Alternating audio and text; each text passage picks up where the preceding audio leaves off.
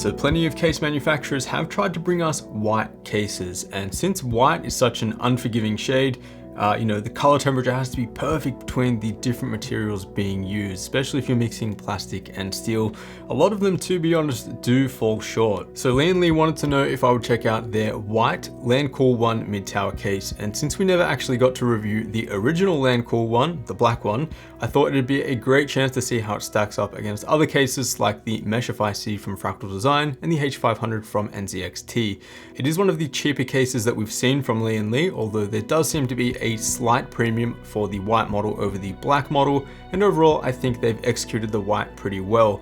It's definitely on the cooler side in terms of color temperature, and that's why in some shots it looks like it has a cool blue tinge. The front panel is a brushed silver aluminium, and here Lian Li are taking a different approach to front intake for airflow with a cutout directly in the middle of that front panel.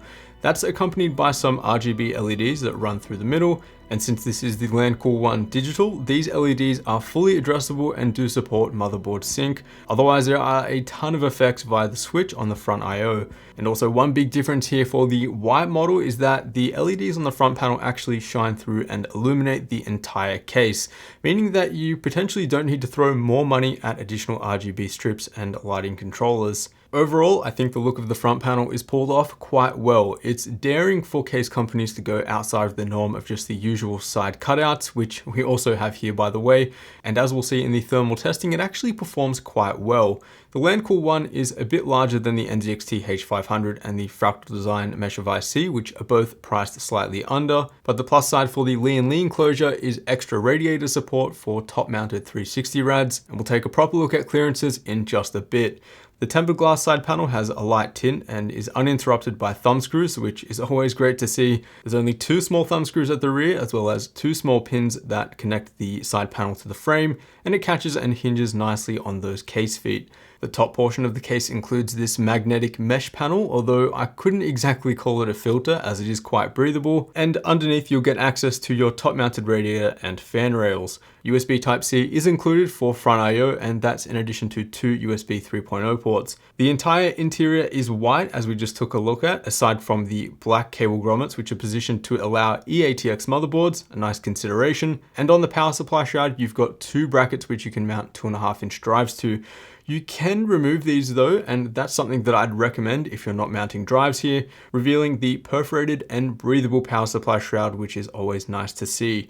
Something interesting here is that you can actually mount 2 120mm fans on the shroud, which will pull air from underneath the case through the dust filter and feed cool air to your graphics card. After using both the NCase M1 and Chimera Cerberus extensively, which both can accommodate bottom mounted fans, it's nice to see this come to a mid-tower case, and it's definitely recommended if your card typically runs a bit hot. Vertical GPU mounting can also be achieved in the Landcore 1, however that will need to be purchased as an add-on, as no riser cable or bracket is included. 2 120mm fans are included, one at the rear and one at the front. These spin at 1000 RPM and are also white, although I will note it's not exactly the same white as the case. These are slightly warmer. Taking a look at the flip side now, and I'm being picky, but I don't really like these bulky thumb screws, especially when the rest of the case looks so clean. The back of the motherboard tray is pretty bare also when it comes to cable management. There's enough room to manage things along with a couple cable tie hoops and zip tie points, but it's nowhere near on par with what we've seen from Fractal Design or NZXT.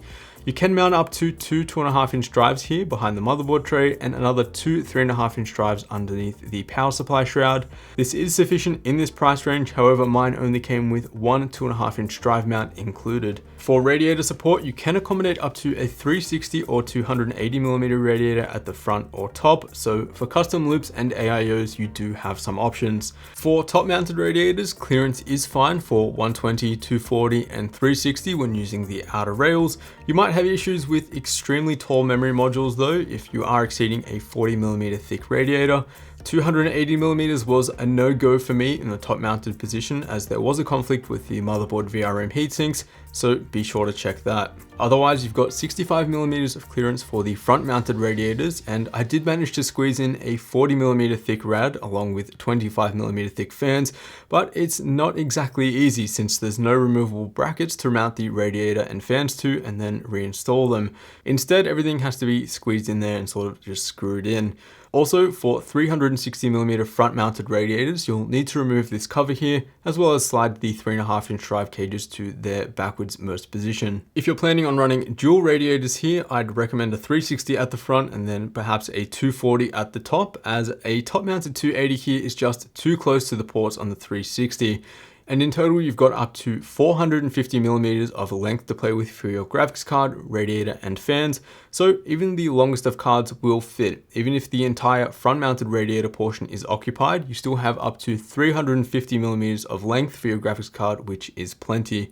For air cooling, CPU coolers up to 175mm tall are good to go, meaning that even the largest tower options from Noctua and Be Quiet will fit with no issues. The LandCool One actually performs pretty decently in regards to system temperatures as well, among other mid towers that I've tested with our Ryzen 5 test system, and out of the box performs virtually identically to an NZXT H500 or S340 Elite in regards to CPU thermals. It's also great to see that when removing the front panel, there's a negligible improvement for the CPU temps, leading us to believe that it's not restricting airflow that much at all. The same can be said for GPU temps, where the LandCool One impressed again, and the front panel again doesn't seem to be holding things back here much for our test system. Overall, thermals here are slightly above average against other cases that I've tested, and since that front panel doesn't seem to be holding back airflow, a front mounted radiator should perform quite well. So overall, it looks like Lian Li have done a pretty decent job with the LandCool One, and it's nice to see them venturing into more affordable price ranges compared to what they're typically known for. Pricing seems to be right around where you would expect for this enclosure, about $30 to $40 less than their O11 Dynamic, which has received some very good reviews.